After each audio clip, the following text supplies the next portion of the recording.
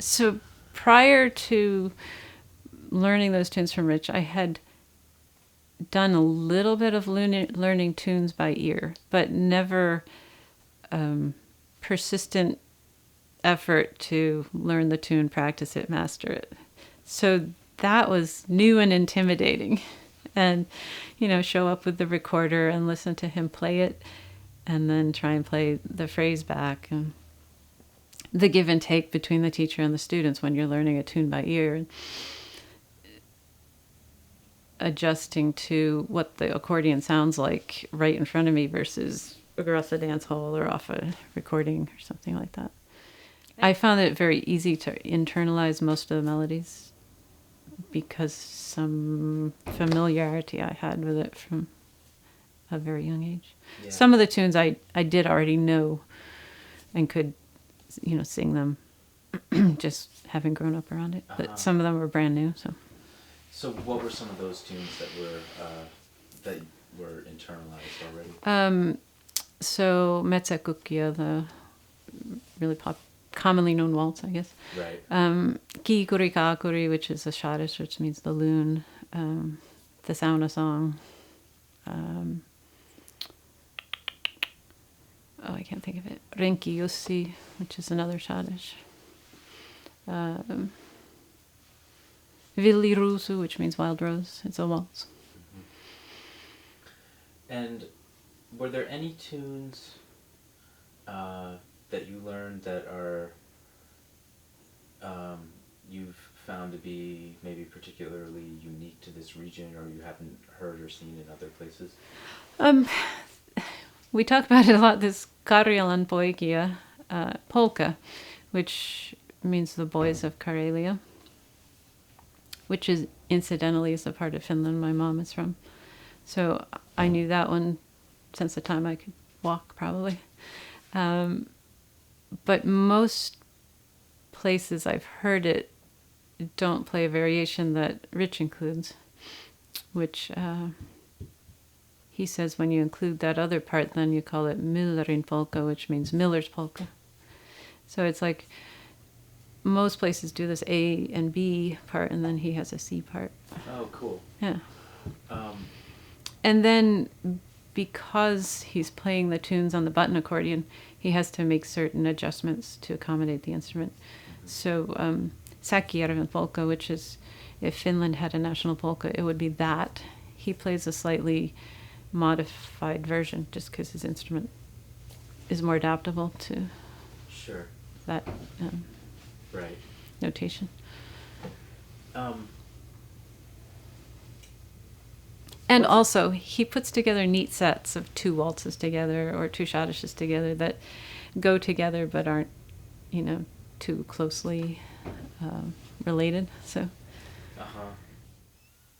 because Rich has been in the Finger Lakes community so much longer and grew up with his dad being a musician, he learned those tunes in the traditional way of hearing them and playing them and working on them in his family setting, and I guess throughout the Finnish American community that existed.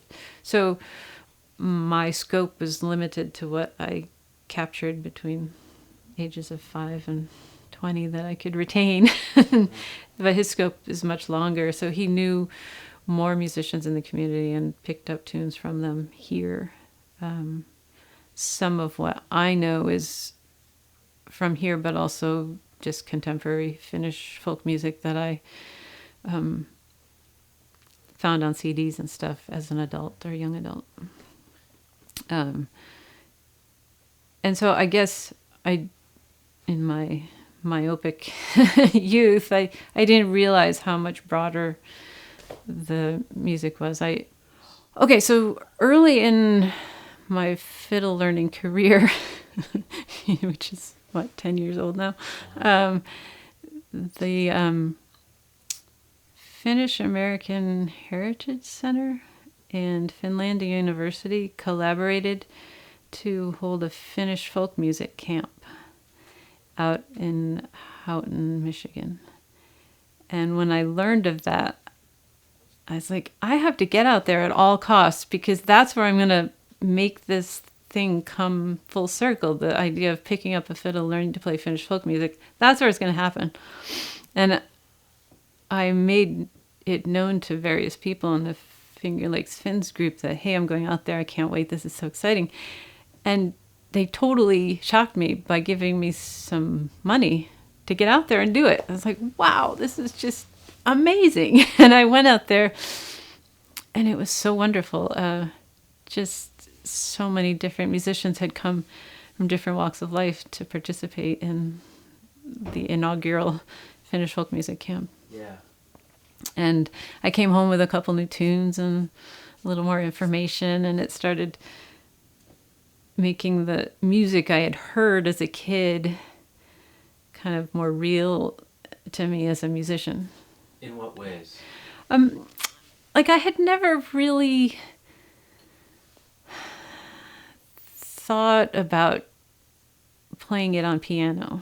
I just couldn't bridge the sound of the accordion that I'd heard so much as a kid, or maybe there were fiddles at some point, into something that you would play on the piano. Or I would only know the melody, so then what do I do with this hand here on the piano?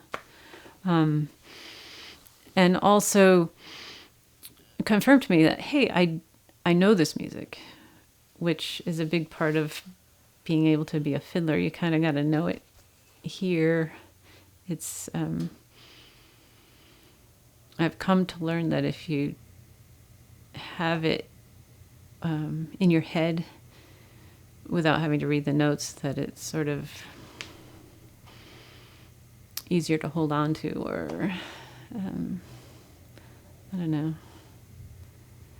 Now when I read a piece of folk music off of the sheet, I'm like, well, that's not what it looks like in my head. I kind of get confused trying to play it because I have this different mental picture of it, I guess. It's interesting. Can you say a little bit more about it? Yeah. This is really intriguing, So going into the Finnish folk music camp, I knew a few of these traditional New England contradance tunes and New England music by heart on the instrument. And I knew various Finnish melodies to sing in my head, but not on an instrument. So then I went there and started learning to play some of them, the Finnish folk tunes. And it kind of skipping over looking at a piece of music to do it. I was like, oh, I know that, and this song, it goes like that, and then it goes over there, and then the thing comes down. Versus, here's the dot on the paper. Mm-hmm. It's like more three-dimensional in my head, I guess. And because I had danced to some of the tunes, I can feel a little bit of movement with them, I guess. So is it almost like you have a better, when it's in your head, when I've seen some Finnish charts, it's like pretty, it's just like quarter notes, eighth notes, maybe some 16, but, do you feel like the way you see it in your head is more like elastic or breathy, or like there's more like, I don't know, contour or phrasing? Yeah, contour, phrasing, definitely. It would be that. Uh-huh.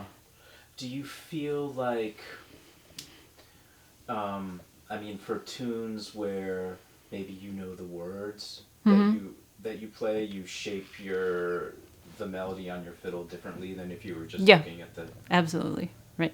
A lot of the Finnish tunes are fairly melancholy, and particularly certain phrases of the chorus are, and I definitely at least try to phrase it that way with a little bit more pathos or something.